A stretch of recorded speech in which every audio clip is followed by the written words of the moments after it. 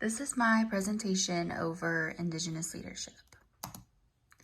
I think the characteristics that Indigenous leaders should have is a sense of purpose, self-awareness, humility. I also feel like they have to be an activist. Native Americans have always had a fight against them, and it takes those activists to fight those fights. And I feel like those people make really good leaders. I also feel like they should have a very broad cultural intelligence of Indigenous and Native American cultures on top of their own. Our culture is something that has always been tried to be ripped away from us and used against us. And I feel like our leaders should definitely know about those cultures. The qualities that I feel like they should have. I feel like they should be innovative. They should be resolutionists. They should need to come up with resolutions.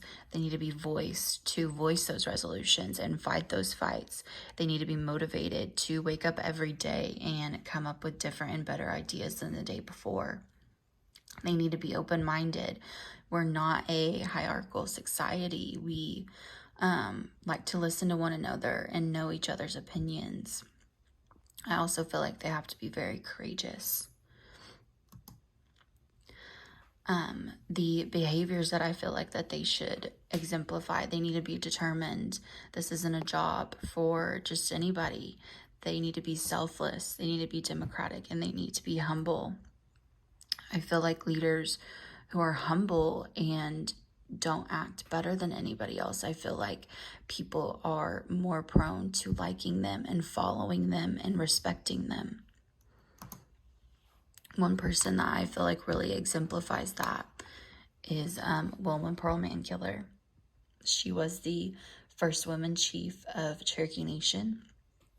She served 2 terms, and during those terms, she increased tribal membership by 200%.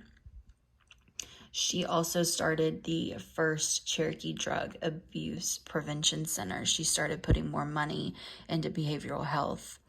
And despite her own health issues, she continued to serve her tribe until her death on April 6, 2010. And some of the awards that she won was the Presidential Medal of Freedom. She was also inducted into the Oklahoma Hall of Fame and the Oklahoma Women's Hall of Fame. One quote that I feel like really exemplified her as a leader is this one in the corner right here, and it says, "If I am to be remembered, I want it to be because I am fortunate enough to become my tribe's first female chief. But I also want to be remembered for emphasizing the fact that we have Indigenous solutions to our problems." She was an activist. She was a social worker. She was vocal. She was selfless. She was courageous. She was humble. I never got to work with her, but my current boss actually was her intern, and she would talk about her. You know, I asked her, I was like, what was it like working for Wilma Mankiller? What was she like? Because I never got the chance to meet her. And she said she loved a good glass of red wine and a dirty joke. Like you forget that these leaders and these people are just regular people too sometimes. And I feel like she set the example for what not only a woman leader should strive to be, but an Indigenous leader overall. And another person that I feel like exemplifies leadership is our current principal chief, Chuck Hoskin Jr. He is very humble. He will go up to anybody and talk to anybody. He's not like most politicians. I wouldn't even call him a politician. He's a public servant. He's democratic. He's determined. He has a sense of purpose. He's a resolutionist. He has the humility. You know, our governor has tried and tried again to strip our sovereignty, not just from Cherokee Nation, but from all of Oklahoma tribes.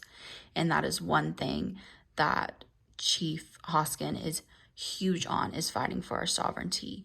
He is also huge on our education, getting Native American kids back in classrooms, getting Native American classes put into schools. He's come up with a bunch of different educational resolutions to bring Native American education to not just the reservation, but the at-large citizens that we have across the country. He thinks of, us kids as the future of our tribe, and we are. And he wants us to succeed, and he has done a lot to ensure that we have, given us extra scholarship money, student housing, student rental assistance. I think one quote that really exemplifies him as a leader is the quote that he gave at his induction when he was reinstated as chief this past September. And I was lucky enough to be there and to hear him say this. And when he said it, it stuck with me, because it just really summed up, like, wow, he does care about all of us. He is a determined chief, and he shows us every day that he will fight for us no matter what.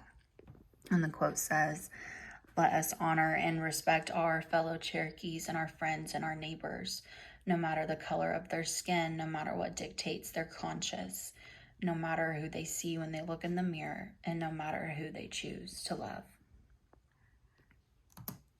Thank you. And here's a list of my references.